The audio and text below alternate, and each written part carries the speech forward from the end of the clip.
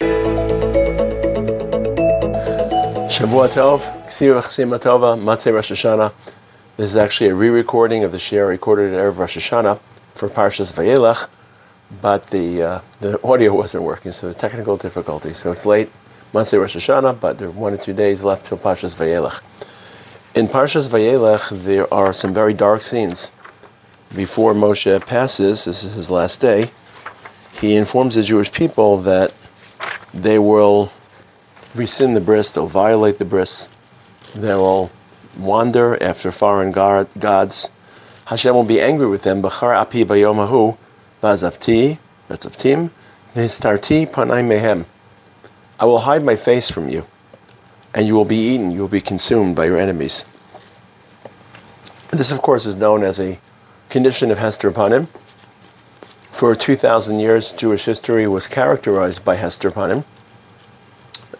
We thought that over the last couple decades we were zocha to nisim gluyim and to the rescinding of hester panim, but we realized that evidently the way the current trajectory of Gula is taking, the trajectory that it is taking, there's going to be light and darkness, shadows and sunlight, and there's going to be a mix, hester panim as well as nisim gluyim.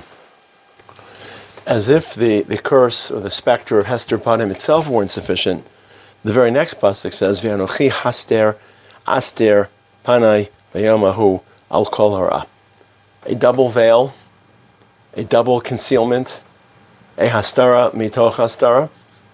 What exactly hastara mitoch hastara means? A general environment of not fully seeing a Kadosh Baruch Hu, and even within that, even assuming that Chas v'shalom, that Hashem isn't paying attention to us. There's still things that happen to us that are disproportionate, that are mind-boggling. One can think of the Holocaust in that way, a double hastara, that why were we in Galus? Why wasn't Hashem showing favor to us? And then on top of that, within the fact that we're being punished, and not punished, but we're being tortured and murdered, the disproportion and the type of persecution and the type of hatred that we faced was even more perplexing. And the question is, within such a dark experience, what will still give us hope? What can we reach out to and hold that will anchor our faith? How do you build faith during crisis, and not just personal crisis, but national crisis? And not just a passing national crisis, but a deep and profound national wound? You could ask that question about the Holocaust. You could ask that question about October 7th. How do you build faith? What do you hold on to? So, the next pasuk, Moshe is told to write the Torah so that the Torah should be a witness to the Jewish people and help them climb out of these crises, help them hold on to something during the crisis. And doesn't really tell you what about the Torah, what about the Shira, what in there, what content, what psukim, what statements in this Torah that is a Shira will give us hope, will give us resolve, will give us faith. Presumably, the bris, presumably the shvua, presumably the fact that Hashem loves us. So the Torah is written as a shira, and we open up the Torah to see all those promises and commitments and covenants. And then, after telling us about hester panim, stage 1, and then telling Moshe Rabbeinu, Hashem tells Moshe Rabbeinu to write the Torah down, because the Torah contains all these promises and covenants that will give us hope, the bris and haftachos and the shvua. Then HaKadosh Baruch Hu adds, the Torah will provide testimony that I haven't abandoned you, even in your darkest moments. And by the way, here's statement number 3. Don't worry, this registry of bris and chesed and shvua and haftacha that the Torah is, or the shira of the Torah is, it won't vanish, it won't disappear, it will always be around. And that's the message of Moshe Rabbeinu al pi pshat. Again, number 1, there's hester panim. During hester panim, we're looking for some anchor. We're looking for something to rebuild our faith, restore our faith, reinforce our faith. What are the faith boosters? Well, everything in the Torah. Bris, shvua, haftacha, amskula, v'aseschem al-kanfei nesharim, panim b'fanim dibur Hashem. There's no shortage in the Torah for statements that highlight Hashem's selection of the Jewish people and the eternity of that selection. Bris malach olam. Hashem will never, ever renege on the bris. For that reason, the Torah has to be written. Now you'd think, well, maybe the Torah at some point will vanish. Hashem gives us a guarantee. Don't worry, the Torah, which documents all these verses in Shvuah, will always be available. So that you can always open up a Sefer Torah, open up a Chumash, locate the bris, locate the Shvuah, locate the Haftacha, especially during a time of crisis, and still maintain belief, again, national and personal. There's a medrash that creates a completely different tonality. I forget where it is. It's really too late for me to look it up. I think it's in, if you have a Torah Tamim, I think it's quoted on this pasuk. I think it's a psikta, or maybe I think it's a Rishim by Ruchai, but I may be wrong. But the gist is very powerful. Ki lo tishakach mipi zaro is not the assurance that the Torah, which documents all these faith builders during crisis, like bris and chesed and shvuah and haftachos, will always be available. The eternity and the irrepressibility and the immutability of Torah is itself the faith booster, is itself what allows us to survive hester panim. Namely, we can live in a world in which nothing makes sense. Not history, not the way the state of Israel is unfolding, simply the fact that Torah never, ever vanishes from this earth by definition, because it hovers above earth, because it's the will of HaKadosh Baruch Hu. And in our darkest moments, when everything else seems to be confusing, Hashem tells us, during that hester, look in the Torah. Don't look in the Torah and find bris, chesed, and shvuah. Look at the fact that the Torah is lo tishakach mipi zaro. And that should give you faith, and that should restore your faith. So lo tishakach mipi zaro is not a clause reassuring us that the Torah, which documents all the brisos, will always be there. That's one shot. Of course that makes sense. The second shot is, if everything else fails, just trace and graph the flow of Torah through history, and you'll realize that Hashem is right around the corner, even though the world feels dark. Excuse me. And so it's been through history. At its darkest moments, every attempt to squash Torah, to stifle Torah, has ironically led to the eruption and the growth of Torah, kasher yanua, so ken yirbeh v'chen yifrotz, by definition. Any attempt to try to eliminate Torah from this world will just boomerang. So the Greeks Hellenists tried to suppress Talmud Torah and exploded into the period of the Tanaim, Hillel and Shammai, and one who lived right around that period. And then the Romans tried to persecute Torah out of existence, and it led to the compilation of the Mishnah and the second great wave of the Talmudic discourse, which we call the Tkufas HaAmoraim. Excuse me. I just have a little bit of a cold after Rosh Hashanah. I apologize. Remember, the Bar Kokhba rebellion is stifled in 133, and Rabbi Danasi lives in the 3rd century. It's about 100 years later. And of course, the attempt to eliminate Torah from the French Rhineland in the 11th century, in the early 12th century, and then of course it leads to France becoming the hotbed for Torah and for Tosfos, the school of Tosfos, the Academy of Tosfos, radically altered how we study Torah. And the attempts of Poland to persecute Jews in the 16th and 17th century, but in the 17th century, leads to Poland becoming the bastion of Torah.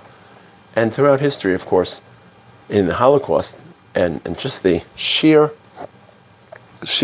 miracle, miraculous nature, that after we lost half of our population, a third of our population, half of our national wealth, and the yeshivas of Europe were just emasculated by the Holocaust, now, 80 years after the Holocaust, Torah is being studied in greater volume, not necessarily caliber, but greater volume than ever before. And there's no question about this since the first Beis HaMikdash. So Hashem is telling us in Parshas Vayelekh, Moshe is relaying to us, during times of crisis, don't just look to the contents of Torah, the bris, the shvuah, the haftacha.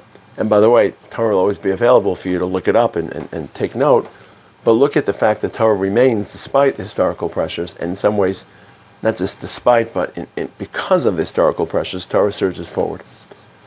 Which brings us to an interesting, I say dilemma, but ideological difference in today's world. For someone like me, the fact that Torah is flourishing is in sync with how I view history. Because of course Chazal didn't give us specific signs when Mashiach's coming and how he'll come. But if you're looking through the cracks and you want to have some sense of historical bearing and historical coordinates, You look at the greening of Israel, that it was a desert and a swampland, and it was barren, and it was desolate, and now it's blooming with cities and farms and mountains and hills and water technology. You look at Kibbutz Galios, obviously. In fact, millions of Jews are returning from all over the world. You look at the superpower that Israel has become, despite all the odds stacked against it, and you look at the flourishing of Torah. For me, the fact that Torah is learned at such a clip, whether it's in Mir, in Yerushalayim, or in Gush, where I live, Panavish, or whether it's in Lakewood, I feel it's because we have a state of Israel. And it's both contributing to Geula, it's reflecting the redemptive age, and at a material level, obviously in Israel, the fact that our government spends so much money to support Torah, which now recently has become a very, very controversial for someone that loves Torah and supports Torah, but yet, how can you run a democracy where people that are contributing in ways that are more material are not getting their fair share? It's almost a financial issue, which is loaded with moral questions. But in a more metaphysical level, I believe that there wouldn't be a Lakewood if not for the fact that we have a state of Israel and that we have Komimios and that there's restored Jewish pride. And when we feel pride, we express it in Torah. Now, a lot of people would find that statement controversial, and I understand why. Because Torah is meant to be apart from history, as Kilo Tishakach Mi Pi Zaro. Pasuk itself says it could be the darkest period in history. But I believe we're in a different period of history. And the success of Torah and the dramatic success in Torah is not just a harbinger, it's also being caused by whatever first steps, initial preliminary proto-steps we've taken to begin our Geula. And I think a lot of people would disagree with that. And in fact, they would disagree sharply that Torah has nothing to do with history, and everything that's happening in history is not redemptive for those that don't see it as the beginning of a process. And Torah is the only track and the only road towards Geula. And every blot Gemara that's being learned, in some ways, not as something which is in sync with sovereignty and statehood and peoplehood and state of Israel as I see it, but in some ways, not rebelling, but standing opposed to and withstanding a process which people believe to be non-redemptive because it's secular and because Hashem hasn't officially declared it to be so. So in our day, the fact that Torah hasn't been forgotten, well, for thousands of years, Torah is not being forgotten during hester panim. Now, of course, there's still moments of hester panim, but I can't say that the return of millions of Jews and the rebuilding of Yerushalayim and the return to the Kotel and the greening of our land and Israel's rise as superpower, that doesn't feel like hester panai. It feels like a Kodesh Baruch Hu's ahava.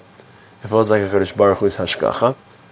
But we're not fully there, and there are moments of hester panim, and October 7th was certainly like that. So now Torah is fueling the release of and the emergence from hester panai, and to me that's a proof that we're in a different stage. Whereas for some people, it's more or less still the Torah of hester panai, where Hashem really hasn't changed much. I'm trying my best to articulate that other side. I don't live that, I don't feel that, but maybe it's not the hester panai of the Holocaust, chas v'shalom, of previous sufferings, but it's still not a period of Gilui Hashem and Eis Hagula and the ways that I would feel that Hashem has begun to invite Am Yisrael back into a more intimate relationship of Ahava, and Dilugai Lai Ahava, and HaKadosh Baruch Hu is now raising the flag of Ahava, and to me the flourishing of Torah is reflective of that. So it's a very thought-provoking medrash, independent of whatever ideology you take, but just looking back at the past 2,000 years, no matter how bad it got, Torah always flourished and succeeded. And in some cases, it was in the wake of the persecution, it's what supercharged Torah. Now that we're in a different state, how does Torah play into that equation of hester panai? So just some ideas to think about. I hope this comes out, the audio comes out, and everyone should have a ksiva tova, and be nichtav v'nechtam, Mirz Hashem b'sifran shel tzadikim.